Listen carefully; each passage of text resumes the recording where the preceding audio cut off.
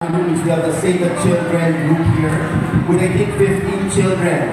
The youngest of which is I think 8 years old and the eldest at 18 years old. So for all the children that have a very good time here, we're very happy to be hosting them here in Trinoma. And with that, can we invite? Ayan. Isang makabatang gabi sa lahat. Gabi na ba? Ay, sorry, 3:14. Hapon!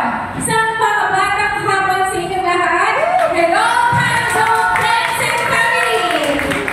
Ayan. So, maraming salamat po sa pag-imbita sa amin ngayong araw na ito. Itong napaka-espesyal na araw ay talaga fitting occasion para sa lahat kasi itong ating mga guest for today ay very crucial ang kanilang mga papel. Tama po ba? Ang mga media, ang siyang paraan para malaman yung mga yung mga current events or mga contents ninyo, no? And of course, kayo rin po tumutulong para i-amplify ang mga voices ng mga children and families sa kanilang tunay na kanilang nararanasan sa kanilang komunidad. So, maraming salamat po, no? At maging instrument, naway kayo ay maging instrumento para mas mapabuti ang mga kalagayan ng mga most vulnerable na families sa mga communities natin.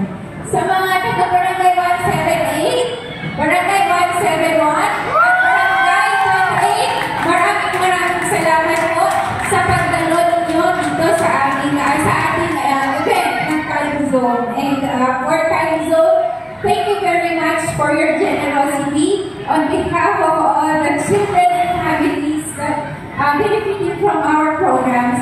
Maraming salamat po. Yes, thank you so much from Time Zone Philippines and with our friends from Save the Children Foundation. So Time Zone Philippines extends its assistance to Save the Children's ongoing work to protect children from harm and abuse through their donation for this year. Again, thank you, and to get us all in the spirit,